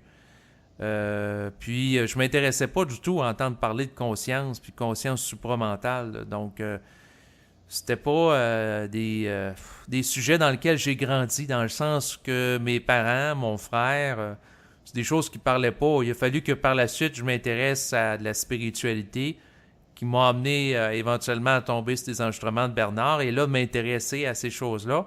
Et c'est sûr que ma mère est surprise d'apprendre que je m'intéresse à de la conscience supramentale, étant donné que j'ai grandi dans un contexte où ce que c'était pas une conscience qui était véhiculée par mon environnement. Oui, bien sûr. Euh, bah, moi non plus, j'ai pas été dans un contexte qui parlait de ça. J'ai même été amenée à rencontrer le supramental très tard dans ma vie. Vers quel âge? Ben, c'était en 2011, j'avais 62 ans, donc c'est très tard déjà dans la vie. Ben, c'est sûr que chaque chose va en son temps, là, comme on dit. Là, Voilà, c'était programmé comme ça chez moi, donc Sinon, ce que je peux te mentionner, c'est que ma mère, à mon contact, a été mise en relation avec ce matériel-là au début de la soixantaine. oui, Et puis, elle a fait une intégration personnelle. Donc, de mon point de vue, quelqu'un peut être dans la soixantaine ou dans la trentaine et peu importe en fait l'âge. C'est sûr que en même temps, à mesure qu'on avance en âge, l'intégration devient plus difficile étant donné qu'il faut délaisser des mémoires anciennes et généralement les êtres humains au fil du temps ont tendance à les accumuler. oui, Donc bien c'est sûr. oui, Il y a une plus grande partie de vie qui a été vécue dans l'inconscience, en fait. Donc, ben, il y a plus de choses à laisser derrière. exactement. Donc c'est sûr qu'il y a un plus grand dépouillement à faire. Par contre, c'est possible. Si la personne a la volonté, il est possible d'avoir un certain niveau d'intégration, mais c'est que les nouvelles données vont faire obstacle à des données anciennes qui pouvaient être logées dans de la mémoire, ce qui peut occasionner une forme de dualité intérieure. Oui, Donc, tandis que si l'enfant, dès sa naissance, est exposé à du matériel supramental et qu'il n'a pas de préjugés et de comparatifs en fonction d'une mémoire ancienne, parce qu'il n'a pas accès aux vies antérieures et ne vit qu'en fonction d'une mémoire qui est neuve, bien à ce moment-là, ça se fait tout naturellement parce qu'il ne peut pas comparer les éléments qui proviennent de cette conscience-là avec d'autres éléments qui il aurait accès au niveau mémoriel. oui, bien sûr. Mais c'est certainement difficile à vivre aussi pour un enfant, ça. Il faudrait qu'il ait des parents conscients. Oui, exactement. Pour que cette conscience-là s'intègre, parce que sans ça, ça crée un décalage entre les deux. Ils ne sont pas sur la même longueur d'onde, puis ça peut occasionner des conflits. Oui, moi j'ai un exemple, j'ai un petit-fils qui a aujourd'hui 9 ans, OK, et puis oui. à l'âge de 3 ou 4 ans, quand il avait fait une bêtise, il disait mais papa, c'est pas moi, c'est mon cerveau qui m'a dit de faire ça. Donc il avait déjà ça, mais bon, c'est certainement difficile à vivre pour lui dans le quotidien, dans la mesure où il n'a pas des parents qui peuvent lui en parler. Oui, exactement. Et c'est ce qui peut occasionner beaucoup de souffrance. C'est-à-dire que si les parents ne sont pas sur la même longueur d'onde et ne sont pas capables d'intégrer et de travailler avec la vibration mentale, ben ils peuvent pas lui donner un soutien qui est adéquat. Et oui, et puis moi je le vois pas souvent, donc j'ai pas beaucoup l'occasion de lui parler. Enfin, de toute façon, parler de tout ça à un enfant, c'est difficile aussi, hein. Et parce que moi, je lui avais dit, bah oui, c'est vrai, il y a une voix dans ta tête, eh ben, qui te fait faire des bêtises ou tout ça, puis c'est pas réellement toi. Et puis il m'a dit, bah tu sais, mamie, je l'écoute quand même, ma tête. Bah oui, forcément, pour un enfant, c'est compliqué. Oui, exactement. C'est sûr qu'un enfant qui est en développement, bien, il y a des choses quand même qui peuvent être faites, mais c'est des interventions avec beaucoup de délicatesse. Voilà, c'est ça. Oui. Mais c'est sûr que si les enfants auraient accès en bas âge à une psychologie supramentale, au lieu d'être exposés à un conditionnement religieux, ben ça ferait en sorte que par la suite, il n'y aurait pas besoin de se défaire d'un conditionnement religieux comme ça a été le cas de beaucoup de gens ici au Québec dans les dernières décennies avec le déclin de la religion. Et puis les gens qui quittaient la religion pour toucher à de la conscience supramentale ou de la conscience spirituelle, parce qu'en réalité, c'est sûr que ici, c'est la conscience spirituelle, la conscience du nouvel âge qui plie davantage le relais sur la religion que la conscience supramentale. Là. Mm. Mais si ces gens-là auraient eu accès dès la base à de la conscience supramentale, il n'y aurait pas eu besoin de passer par la conscience religieuse, conscience du nouvel âge, pour ensuite aboutir à cette conscience-là. Donc, il y aurait moins, j'allais dire perdu de temps, mais en même temps, ça peut être utile aussi de faire des transitions de différents niveaux pour se détacher progressivement de la forme. Oui, bien sûr, mais on va certainement voir ben, des parents conscients qui vont avoir des enfants et qui vont pouvoir ben, les suivre et arriver à ce qu'ils ne soient pas pollués. Oui, exactement. Et ça va sans doute se faire au fil des siècles, là, que les gens vont être de plus en plus dépollués et vont moins polluer justement les enfants qui, en contrepartie, n'auront pas à se dépolluer d'une programmation qui est néfaste. Donc, c'est sûr que si les gens auraient toute une sensibilité égale à Bernard de Montréal de son vivant, la question ne se poserait pas aujourd'hui. Et oui, évidemment. N'empêche que s'il y a des gens qui ont une certaine conscience qui permettent à l'enfant de grandir et vraiment de se réaliser dans son plein potentiel au lieu de le polluer avec des mémoires lourdes puis des conditionnements sociaux, ben ça va quand même représenter un très grand progrès pour l'évolution de ces gens-là. Oui, ça sera plus facile pour eux. Exactement. C'est sûr que présentement, de toucher à la conscience supramentale nous met dans une position de Oui, pionnier psychique. Et de mon point de vue, des fois, quand que je réfléchis, j'aurais comme le goût de dire, ah, ben, avoir su, je m'aurais incarné dans 300 ou 400 ans, où est-ce que ça va être plus facilement intégré par la société et intégrable par l'individu. oui, bien sûr, mais peut-être qu'on sera amené à revivre une vie sur la Terre avec des parents conscients et avec beaucoup plus de monde conscient sur la planète. Exactement. Par contre, en même temps, le scénario terrestre, même si peut-être dans quelques siècles va être plus raffiné et ajusté à la sensibilité de l'individu, c'est sûr qu'en tant qu'être qui prend conscience de toute l'ampleur du mensonge cosmique, de la manipulation, etc., ça me donne plus le goût de revenir sur Terre. Ben oui, je me dis la même chose, je préfère aller voir ailleurs ce qui se passe. Oui, exactement, parce que plus qu'on se conscientise, plus qu'on réalise à quel point la condition évolutive de la Terre, c'est-à-dire d'inconscience, est lourde à porter. Oui, Et moi, même si ça s'allège un peu dans les prochaines décennies, ça demeure quand même lourde. Et à quelque part, en tant qu'individu qui touche à de la conscience, éventuellement, ma volonté, c'est d'être un agent libre qui devient une structure énergétique qui voyage librement dans le cosmos. Donc, qui n'a plus nécessairement besoin de passer par l'incarnation pour évoluer, mais qui évolue plutôt d'un auto-mouvement de génération énergétique. oui, bien sûr, je comprends. Mais est-ce qu'on a le choix? Et là, tu soulèves la bonne question. C'est une très bonne question parce que, quelque part, on n'a pas le choix dans le sens qu'on n'a pas de libre arbitre au sens absolu.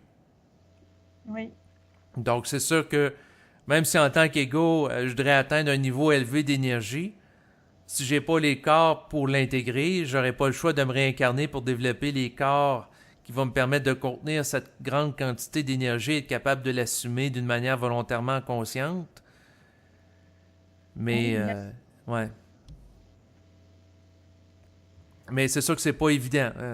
Donc c'est sûr que le fait de pas avoir le choix de vivre certains événements ou certaines expériences, ça me contrarie beaucoup en tant qu'ego. Oui, ça me contrarie aussi. C'est très difficile de savoir qu'on est des êtres ben, programmés et puis que c'est pas nous qui tirons les ficelles en quelque sorte. C'est difficile de le savoir, ça. Oui, exactement. C'est très difficile à assumer. Et d'un côté, de goûter à cette lucidité-là, d'un côté, c'est intéressant parce que ça nous permet de regarder les choses avec une plus grande clarté. Mais en même temps, pour moi, je trouve ça extrêmement souffrant de réaliser que ma vie est programmée par des êtres invisibles qui vont faire en sorte que certains événements vont arriver plus tôt que d'autres, alors que éventuellement je veux faire une gestion totale de ma vie à partir de moi, de ma volonté. Oui, bien sûr. Ça fait partie des choses, effectivement, qui restent difficiles. Oui, exactement. Donc, c'est sûr que de réaliser ça, ça a une certaine, j'allais dire une certaine lourdeur, en tout cas en ce qui me concerne, à porter, parce que Premièrement, de réaliser qu'à quelque part, ma vie m'échappe par rapport à sa programmation à l'égard des principaux événements. C'est une forme d'aliénation pour moi. Je trouve ça aliénant. Ben, c'est un peu comme quand on parlait de la souffrance actuelle, elle peut se situer à ce niveau-là, Oui, de savoir qu'on n'est pas des êtres libres, alors qu'on aspire qu'à la liberté finalement.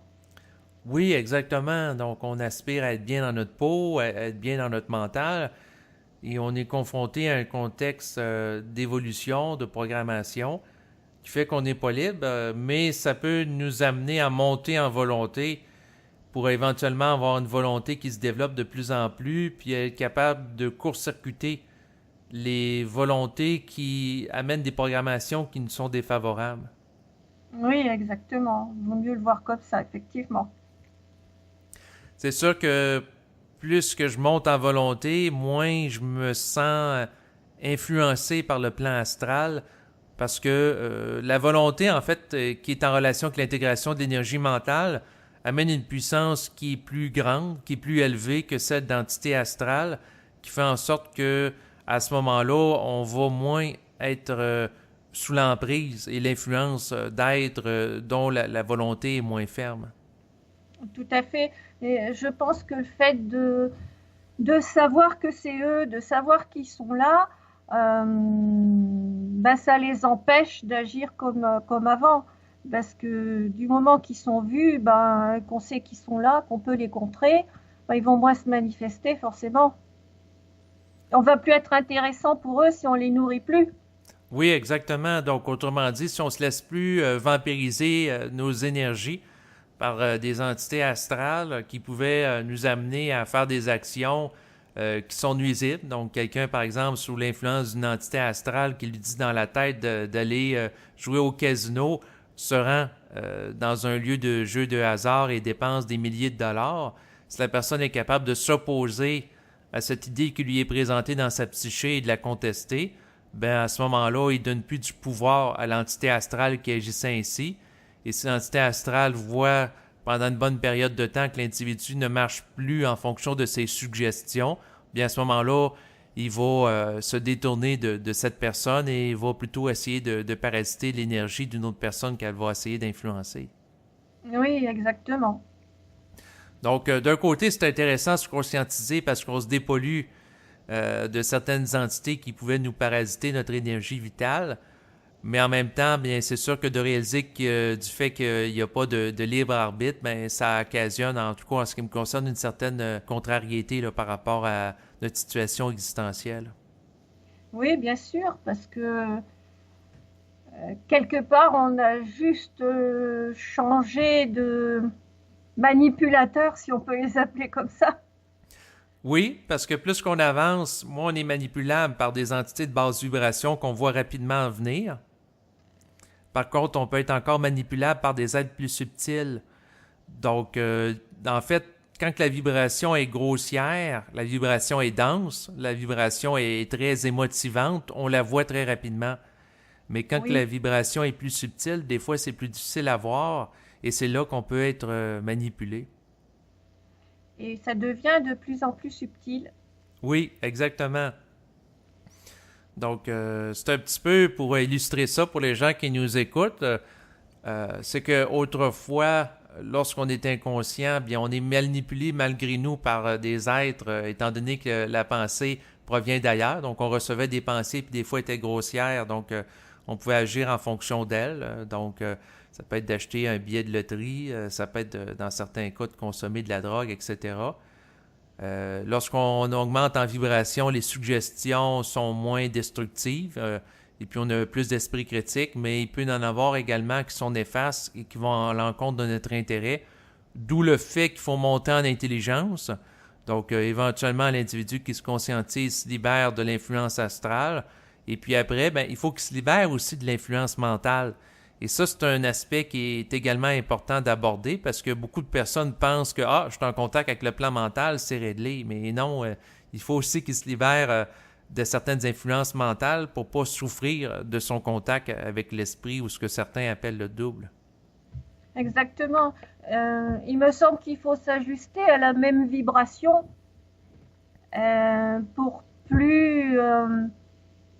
Il ne faut pas qu'il y ait quelqu'un au-dessus de nous qui nous dirige, en fait. Et si on arrive à monter en vibration et en intelligence et atteindre le même niveau, à ce moment-là, on n'est plus manipulable par ce plan-là.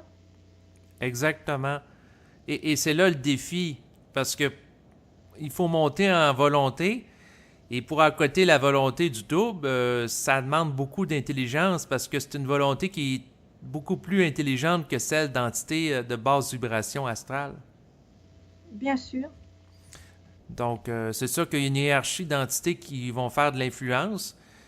Et c'est sûr que plus qu'on augmente en intelligence, plus qu'on est confronté à des influences qui sont de nature subtile. Et si on réussit à passer ces tests-là, ben c'est là qui nous amène, c'est là en fait que ça nous amène à éventuellement à coter, à égaliser l'énergie de notre propre esprit. Et c'est lorsque on arrive à ce point que l'intégration avec lui se finalise, là. Oui, tout à fait. En fait, notre défi aujourd'hui, c'est ça, c'est d'arriver à ajuster la volonté et la vibration au même niveau que ce Eh, qu'on appelle l'esprit. oui, exactement. Donc, c'est sûr qu'il peut y avoir différents noms, là, naturellement. Mais en effet, c'est l'enjeu auquel je suis confronté dans ma propre vie, d'égaliser mon rapport avec l'esprit pour ne pas être soumis à sa volonté et qu'éventuellement nos deux volontés soient unifiées dans une volonté intégrale qui va me permettre de vivre dans une compréhension du réel qui est beaucoup plus grande aussi et de mieux intégrer la vie. Voilà, c'est ça. C'est exactement ce qu'on est en train de vivre. Oui, et c'est intéressant de voir que, en dépit des distances, parce que moi je suis situé au Québec et toi en France, il y a des gens qui simultanément sur Terre travaillent à la même chose, parce que c'est quelque chose de quand même pointu, là. Oui, tout à fait. Et ben, c'est dans ce sens-là enfin, qu'on s'aide entre guillemets parce que on s'encourage mutuellement à avancer dans quelque chose de nouveau, euh, en sachant qu'on n'est pas tout seul et puis qu'il y en a d'autres, d'autres endroits de la planète qui vivent la même chose. Oui, exactement. Donc, c'est sûr que j'ai l'impression qu'au fil du temps, il va y avoir de plus en plus de sites Internet, de blogs comme le tien ou d'enregistrements de gens qui vivent le processus et qui vont prendre la parole en vue de l'intégrer. Et puis, ça va faire son... Ça va se diffuser petit à petit, puis de plus en plus, les gens vont avoir accès à de plus en plus de ressources facilement. Oui, Donc, ça va être facilité. Ouais. oui. Ben oui, on défriche un petit peu le terrain et puis ça sera un peu plus facile pour ceux qui viendront après. Oui, exactement. Donc, c'est sûr que d'un côté, c'est un petit peu ingrat de défricher le terrain, de servir de pionnier, parce qu'on n'a pas nécessairement beaucoup de support. Et lorsque le terrain va être bien déchiffré, défriché, les gens vont avoir accès à beaucoup de support, mais en même temps, ils n'auront pas fait tous les efforts pour le processus de défrichage de base, là. Oui, bien sûr, oui. Mais c'est un peu ce que vous avez vécu au Canada physiquement.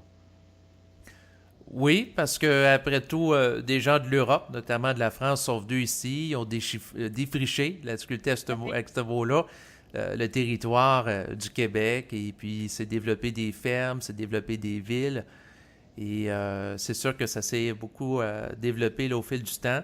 Et ben, c'est sûr que d'un côté, on bénéficie quand même du déchiffrage, hey, je vais arrêter d'utiliser ce mot-là, du défrichage qui a été fait par nos précurseurs, notamment par Bernard de Montréal, Oui, qui, de par ses enregistrements, parce qu'il y en a au-dessus de 500, nous donne accès quand même à une bonne base pour notre intégration personnelle. oui, on a quelques aides quand même et on a eu quand même des personnes un petit peu avant nous. Oui, exactement. Donc, on peut bénéficier de l'intelligence. Et puis, comme on fait partie de ce cycle d'évolution, bien éventuellement, il est possible que d'autres personnes puissent bénéficier de notre intelligence dans les années qui vont suivre. Oui, bien sûr.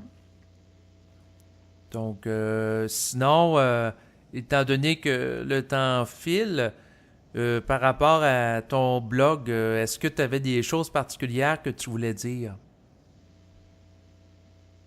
Il me semble pas. Le blog, moi, je vais écrire pas régulièrement. C'est quand il y a quelque chose qui se présente. Donc, non, j'ai pas grand-chose à dire. Simplement que, voilà, comme on l'a déjà dit, c'est d'abord pour moi que j'écris. Mais si ça peut aider des personnes et les amener eh ben, à écrire aussi ou à faire aussi des enregistrements, eh ben, c'est très bien. Oui, exactement. C'est sûr qu'à quelque part, si d'avoir écouté l'enregistrement que j'ai fait avec Berthold t'a inspiré à écrire un article, ça peut aller dans l'autre sens aussi. C'est-à-dire que si je lis des textes de ton blog, ben, ça peut me donner de l'inspiration pour faire des enregistrements et là, la roue se nourrit d'elle-même. Voilà, oui. Donc, c'est ça, c'est un blog qui peut être intéressant à découvrir. Donc, je rappelle les coordonnées. Donc, lavoixduréel.over-blog.com. Et avant de se laisser, Claudine, est-ce que tu avais quelque chose à rajouter? Non, ça a été vraiment un plaisir de pouvoir faire cet échange avec toi. Ça a été un plaisir partagé. Et comme mentionné précédemment, donc j'invite les gens qui veulent découvrir le blog d'aller y faire un tour. C'est des textes qui sont très bien écrits, que j'ai trouvé intéressants. Donc, tu as vraiment une belle écriture, simple, limpide. Merci. Et puis, c'est ce qui va compléter donc maintenant l'enregistrement. Donc, en terminant, bien entendu, je te remercie pour le temps que tu m'as consacré. Mais moi, je te remercie de m'avoir proposé cet enregistrement. Donc, c'est excellent. Donc, à bientôt. À bientôt. Au revoir, David. Au revoir, Claudine.